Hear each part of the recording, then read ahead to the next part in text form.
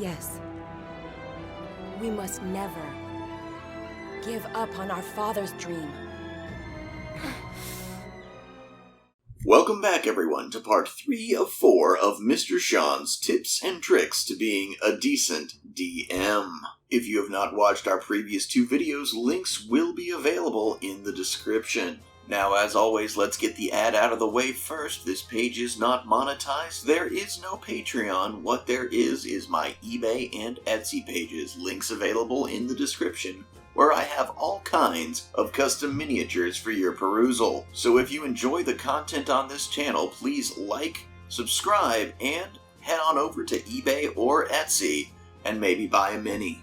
With that out of the way, let's get into part 3 of my 20 tips and tricks video, starting with number 11. Number 11 is a simple yet important rule that too many DMs forget to practice, and that is, of course, no simping. As I've heard it put before on YouTube, D&D is not speed dating with wizards. You're not going to get into Milady's pants by giving her an extra spell slot and a +2 longsword. And to be fair, if that is going to work for you, I would recommend staying far away from that Milady. Behavior like this from a DM is very obvious. The other players are going to notice it. It's going to make them angry. It's probably going to make the object of your desire uncomfortable. And overall, it's just going to make the game not a fun place to be. I'm about to give you some advice that's definitely do as I say, not as I do, because I am currently engaged to someone I met while I was DMing a campaign she was playing in. But that has nothing to do with how we got together or why we got together, other than it's how we met. But I'm gonna say this: do not try and date your players. If there is a connection outside of D&D and you guys decide to move on it, perfectly acceptable. But do not just go, I am gonna use the fact that I am the dungeon master to weasel my way into this one person's pants. And because that is not good. I don't really have a deep explanation as to why. It's just a universally bad idea. I will say this, going off on a little bit of a tangent, but when my fiance and I started dating, there was actually something I was going to do in-game that I could no longer do because we were now a couple, as it would send a very, very wrong idea. So in the campaign that I was running when I first met this girl, she was playing a drow wizard who was working towards becoming a priestess of Loth. And when I was out and about one weekend I used to go on these solo excursions where I would just go around various cities in the States, find shops that sold either vintage toys, collectibles, even just like the random thrift store. And I found at a random thrift shop in Springfield, Ohio called Picker's Paradise a Cat O' Nine Tails leather whip that was made of purple and black leather. And when I found this thing, the first thing that went through my head was that I could play a little bit of a joke on my character. At whatever point she actually obtained her goal, became a high priestess of Loth, she would be gifted a magical weapon in the form of a magic Cat O' Nine Tails, and I would present this actual item to her just as a way to kind of try and embarrass her and get a chuckle out of all of the players. Now, once we became a couple, that idea went right out the window. I am not about to give what is essentially a sex whip to my girlfriend in front of the entire party. So that's kind of the opposite of simping, and just to let it be known, in-game she actually still did get the weapon when she completed her goal. There was just no presentation of a legitimate leather Cat O' Nine Tails presented outside the game. But yeah, long story short, tip number 11, no simping. Tip number 12 is a very simple don't play favorites. You might be asking, how is this any different from simping or rewarding bad behavior? And while it is very different, it is definitely connected to both. But as opposed to you playing favorites, showing favoritism as a way to get into somebody's pants, it can be, don't play favorites. Don't give if your best buddy's playing, but it's just kind of ruining the game, don't give them special treatment because they're your best buddy. But ultimately, what Don't Play Favorites is really about is that just because someone is playing a character or a class a different way than you, as the DM, would if you were the player, That's not wrong. There's no correct way to play D&D, so don't all of a sudden just be like, I don't like that you're playing a rogue. I don't like rogues, so I'm not going to be kind to your character, but this other person's playing a bard. And I think bards are great, so I'm going to definitely make sure that that bard gets all the help they can to accomplish their goals, while I'm going to make things deliberately harder for you because I don't think you're playing D&D correctly. Basically, outside of sexually harassing another player, this is basically the worst thing you can do as a DM, because you are trying to decide what the correct way to play a role-playing fantasy game is, when there is no right way. There's certainly going too far. There's things that make things less fun, but you don't get to decide that one way of playing is better than another, and as the DM, you have no right to just randomly show favoritism to someone who maybe plays the way you would, and make it harder for somebody who is choosing to play their way instead of your way. If I'm being perfectly honest, I can't stand the way most people play rogues. I don't like the concept of the edgelord. If I were to play a rogue, I'd definitely want it to be more like the gentleman thief, or even just, anything but the, I steal and everything is darkness and my parents are dead, like that a lot of people play with a rogue. Like, I was orphaned on the street and I had to use my wits to survive. Like, I don't like edgelord characters, but being a DM, and a player, I know I'm going to run into them, and it would never be okay for me to actually make the game harder for them just because I don't like that kind of character. That's definitely abusing my power as a DM, and it's not something I would ever want to do, as it would honestly just ruin the game for everybody. I'm going to go off on a tangent again real quick, and it's as why I don't like edgelord characters. I know it's not exactly an unpopular opinion to say I don't like edgelords, but for me personally, it just comes down to the fact that you are given the option to play whoever you want in a fantasy world, and you have decided to be depressed. And I don't get it, but that's not my call. Tip number 13 is assume the party will go left. One of the big things in role-playing games and in gaming in general is the discussion between choice and the illusion of choice. And the thing is, when you present your party with options, you have to assume that they're not necessarily going to take the obvious one. Big thing, you never want the party to fall off the graph paper. I've said that previously, I'll say it again, is you have to know what happens if they don't go a specific direction. Sometimes this can be as simple as, giving them the illusion of choice, which is, I pulled it off in one of my earlier campaigns, and there was the part in the dungeon where they came to basically a fork in the road in this cave system, and they could go left or they could go right. They picked to go left in this case.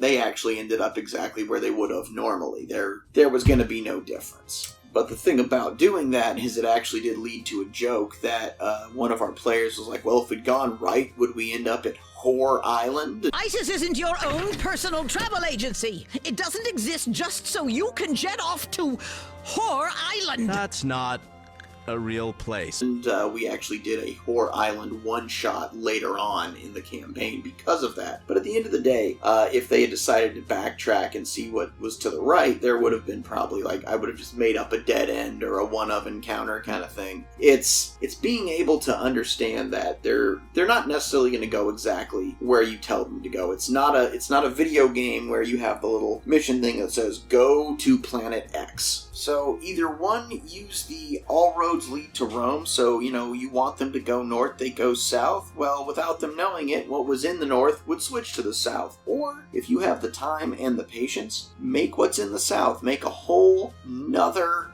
area that they could go to and experience things totally different if they decide to just go wherever. You don't want to box yourself in. You don't want to box them in. Make sure you keep both your and the player's options open. Ultimately, that is what makes tabletop games so much different than, say, a video game, and definitely like a video game before we started having things like update patches. Is once they send that out, the creators of the game, the creators of the narrative, once they send it to the store so you can buy it, that's it. they can't change it from there. But as a dungeon master, a game master, you are the human element that can adapt on the fly, that can be like, yes, there is something over there, let's go explore that, as opposed to, oh, well, you can't get past those mountains, that's really not an important part of the story, you know. And like, let's look at one of my favorites, the Elder Scrolls, where you get to a certain point, you can get to the borders of Skyrim, but you can't go further than that. In a tabletop role-playing game, you can. It's like, hey, well, you know, Skyrim's great, but we want to go to Blackrock. Blackrock it is, and make sure you know enough, if you've put it in your world, that you can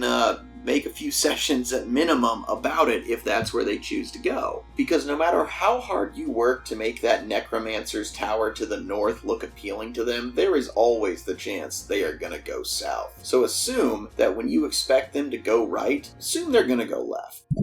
Number 14 is to remember that the party and the players are not heroes. That is to say that they are adventurers, they are somewhat more powerful than your average human being, but don't just assume that you can put a plot in front of them to save the world and that they're going to want to save it because we're the big damn heroes. That's not how this works. That's thinking more video game logic or movie logic, where it's like, yes, we're the heroes, we do the hero thing.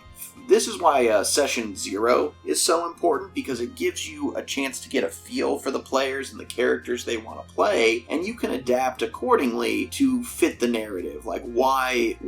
The big question is, if there's a big bad that needs to be taken down, why would the heroes themselves, not the heroes, the players themselves, want to take the big bad down instead of leaving it to some other heroes in the land? Because they are far from the only fighters and wizards and druids and warlocks. What are you going to do to make your party want to be a part of this narrative? And I think all too often as a society, we spend all this time looking at the motivations of villains in media to determine whether or not they're good villains. It's, hey, if you want to see a real deep dive that starts with movie fans and ends in incel rhetoric, try and figure out the Joker's true motivations in The Dark Knight. There are some weird theories out there. So, you could spend hours and hours trying to figure out the Joker's motivations, but no one spends that amount of time trying to figure out Batman's motivations. It's like, well, he saw his parents killed as a child, and he doesn't want anyone else's parents to have to die like that, and, for the kid to have to watch, so now he fights crime. And that's all well and good, but that's such a stupid and basic interpretation of what someone's motivation to devote their entire existence to crime fighting would be. I mean, if you look at Batman's rogues gallery, every single one of them has a compulsion, a tick, like an obsession that affects their crimes. And in a lot of ways, the villains are just a dark mirror of the hero. And so if we look at what is Batman's obsession, what is his psychological addiction or quirk, and it's literally crime fighting, stopping crime to the point where there is no other thing. It is an obsessive compulsion, and that is why he does what he does, but nobody looks at that too deeply because, we just assume that, oh, well, the heroes are going to do heroic things because they're heroes and therefore heroic, and that is not enough when you're dealing with the chaos that is a Dungeons and Dragons campaign. You have to give them the ability to form their concept of why their character's there. Why would they continue charging into what could be certain death rather than just go and maybe, once they hit a certain high level, they could just spend their entire rest of their career fighting bandit camps for money and make an easy life for themselves. But no, what's going to make them charge that colossal elder dragon? And if you don't have that, then you have nothing. Simply assuming that they're going to want to take this epic and dangerous quest because they're the heroes is just not a good mentality to have. And their motivations don't have to all be the same. Any individual in the party could have any number of motivations for joining and staying with the party, but the big thing is to craft a narrative well enough that they get to make that decision as to why they're staying. It's not just, hey, we're heroes. Again, if you want that, play a video game. If you're going to go to all the effort of putting together a D&D campaign, make sure that it's actually, there are options. We're getting closer to one of the best parts of today's video, which is, of course, the ending. We're at the last tip of today's video, tip number 15, which is take inspiration, but don't rip off. Before I explain this in more detail, I'm going to tell you a little bit about my current campaign setting, which follows this rule. My current campaign takes place in the city of Traposa. Traposa is this massive city full of vendors, magicians, guilds, what have you, everything you could want in a fantasy setting, all built around this mysterious mega dungeon that was discovered, and as adventurers flocked to it to try and test their mettle, a city built up, and this is where we find our characters, who are all members of one of the guilds in Traposa. Now, right off the bat, it might be easy for you anime fans out there to tell that there are two animes that heavily inspired this setting. One would be the Familia Myth series, or Is It Wrong to Pick Up Girls in the Dungeon, specifically for the massive dungeon in the middle of a city, but instead of the families or familia, in that it's more structured around the guilds, like in, say, Fairy Tail. There are other places in my world that are also based off of other properties to an extent, but the idea is that I didn't straight up make a carbon copy. There aren't characters from these shows. There is just a general setting that I use as kind of a building block to create my own story, my own narrative, my own unique world, but by using inspiration from those two animes, of which the majority of my players are all fans of, it gives them something that they can wrap their heads around, as opposed to a completely alien setting that I am going to have to give them piece by piece, and they are going to be like, okay, what's going on? Why do I care? And while it is important, it's one of the most important things to get your players invested any way you can, you don't want to have a carbon copy of other properties. I was listening to a RPG horror story recently, and they were describing, it wasn't really the point of the horror story, they didn't point it out as such, but when they're describing the plot that their DM had made, it was instantly obvious to me that that plot was carbon copy pasted from a mission in Skyrim. And it wasn't one of those like one-of side quests, super awesome missions that it's like, yeah, not everybody is going to have played this one. It was literally the Golden Claw mission, which if you haven't played Skyrim, if you want to progress at all in the main story, it's literally like the second or third mission in the game that you have to do for the main story quest. It was really fun the first time I ever played it, but as many times as Skyrim has been re-released and as many times I've done a playthrough of that game, the Golden Claw mission is not inspired. Like, I had a friend who tried to do a campaign once. We started to get into it. It ended up falling apart, but his whole thing was he wanted to use one system, not D&D, but I think it was, I think he was going to use Nova or something, but he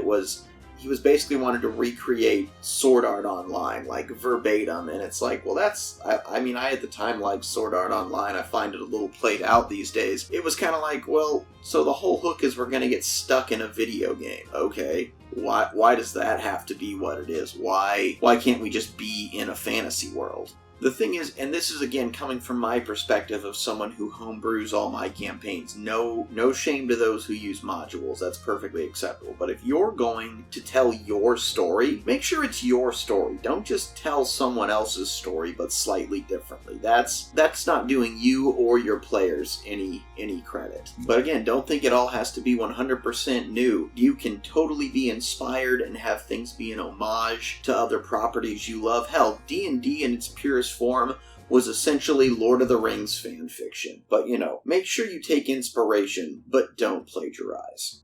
Guys, that is going to be it for this video, but be sure to tune in next time for part 4, the finale of this 20 Tips and Tricks series, where we will be covering tips number 16 through 20. While I hate the phrase smash that like button, I will ask that if you do enjoy this content, please click that like button with a reasonable amount of pressure. Maybe leave a comment, subscribe, maybe share it with a friend, and hey, check out that eBay and Etsy page and maybe buy one of my minis.